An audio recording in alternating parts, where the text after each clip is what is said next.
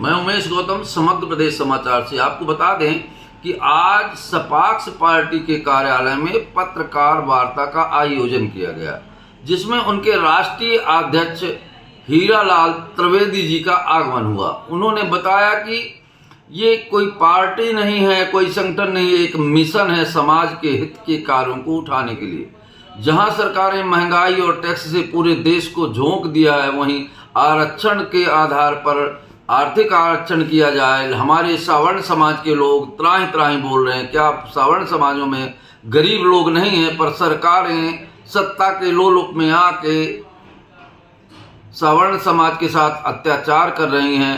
हम आरक्षण के विरोधी नहीं हैं, बल्कि आर्थिक आधार पर आरक्षण की मांग करते हैं।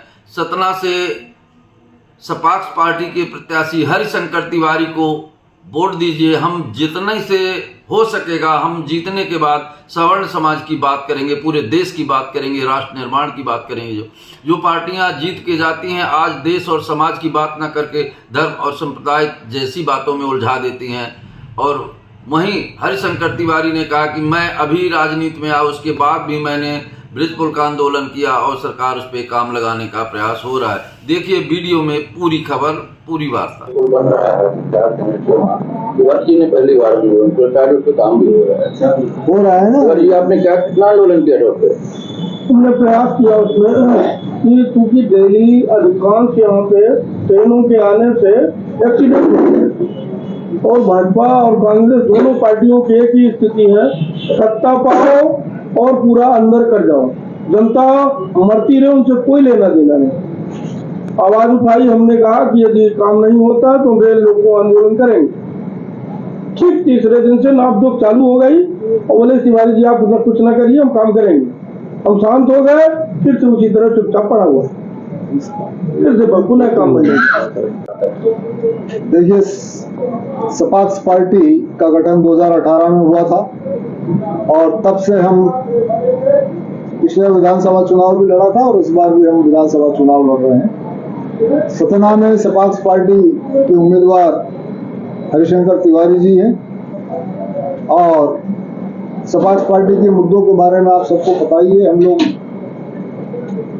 आरक्षण केवल एक बार, आरक्षण 50% सीमा के भीतर आर्थिक आधार पर होना चाहिए, गरीबी के आधार पर होना चाहिए, पदोन्नति में आरक्षण नहीं होना चाहिए। एक समान कानून, सिविल कानून ही नहीं, एक समान क्रिमिनल कानून भी बनना चाहिए। एट्रोसिटी एक्ट जैसे जातिवादी कानून खत्म होना चाहिए। इन सब बातों के अलावा बहुत सारे ऐसे मुद्दे हैं जिसने सपाक्स पार्टी ने पिछले 5 साल में जिसके लिए संघर्ष किया है। भ्रष्टाचार के खिलाफ हम संघर्ष कर रहे हैं। आज आप देखिए, सरकारी सिस्टम में कहीं भी जाइए, बिना पैसे लिए, बिना सिफारिश किए सत्ता पक्ष की कोई काम किसी के नहीं हो रहे हैं। बिजली में गलत बिल आ रहे हैं। बिजली में 1 किलोवाट का सबका बिल जो है वो 2 किलोवाट में परिवर्तित कर दिया, किसी को पता नहीं लग रहा है। गलत बिल आ रहे हैं, बिल में सुधार नहीं हो रहा है, अनाप शनाप पैसा वसूल हो रहा है, लोग परेशान हैं। आप देखिए कि सहारा जैसी कंपनी जिसने इस प्रदेश के 1 करोड़ हितग्राहियों का 20,000 करोड़ से अधिक का पैसा खा के बैठी है, और केंद्र सरकार और राज्य सरकार जो बड़ी बड़ी बातें करते हैं, मोदी जी, अमित शाह जी, हमने इनको चिट्ठी लिखा है, लेकिन इनमें से किसी ने भी उनको पैसा दिलाने के लिए, पूरा पैसा दिलाने के लिए कोई पहल नहीं किया है। भाजपा और कांग्रेस दोनों जनता की गाड़ी कमाई का पैसा जो रहता है, जिससे वो टैक्स देते हैं, उस टैक्स को वो अपना जेब का पैसा समझ के लुटा रहे हैं। आप देख रहे हो कि सब फ्री की योजनाएं लॉन्च कर रहे हैं, मतदाताओं को रिश्वत दे रहे हैं। कोई मतदाता ऐसा नहीं बचा है जिसको उन्होंने रिश्वत नहीं दिया, सबको करप्ट बना दिया है। तो हिंदुस्तान की जो मानसिकता थी, उस मानसिकता, ईमानदारी की मानसिकता को खत्म करके करप्ट मानसिकता की ओर भाजपा और कांग्रेस ले जा रहे हैं।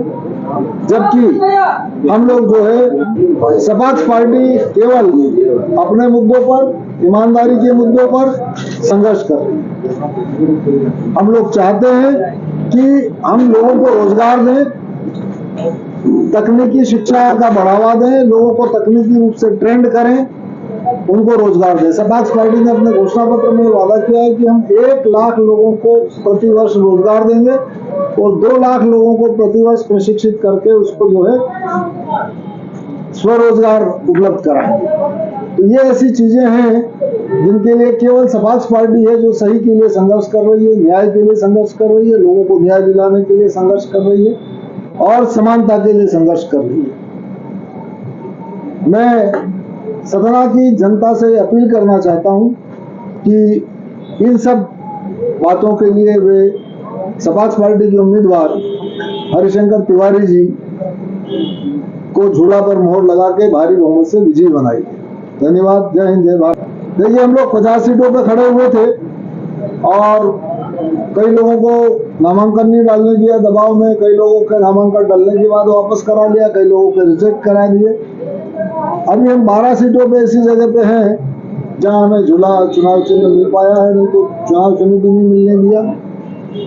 और लेकिन हम जहां भी हैं बड़ी मजबूत स्थिति में हैं और हमें उम्मीद है कि इन 12 स्थानों पर हम या तो सीट निकालेंगे या खड़ी टक्कर देंगे। दबाव किस तरह की?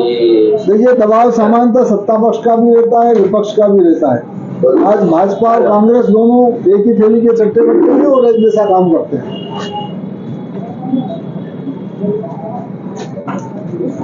हरिशंकर जी को आपने सपना विधानसभा प्रत्याशी बनाया है, किन मुद्दों को लेकर हरिशंकर जी जनता के बीच जा रहे हैं?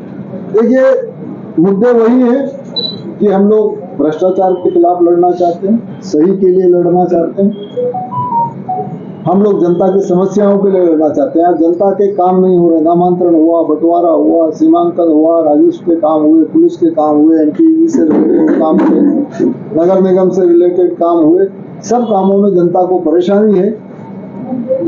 इन परेशानी से निजात दिलाने के लिए हरिशंकर जी पहली बार मैदान में हैं और उन्होंने संकल्प लिया है कि वो इन लोगों की समस्याओं के लिए अब हमेशा संघर्ष करेंगे।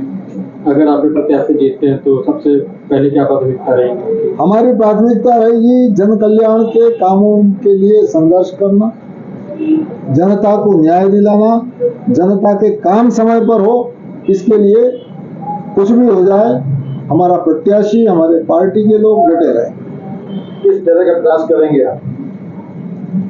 हम लोग जहाँ जो प्रॉब्लम है उस प्रॉब्लम के अधिकारियों के खिलाफ प्रदर्शन करेंगे, उनसे काम करवाएंगे, जो काम नहीं करेंगे उनके खिलाफ कार्रवाई करवाएंगे, प्रदर्शन करेंगे, जो भी करना पड़ा वो करेंगे।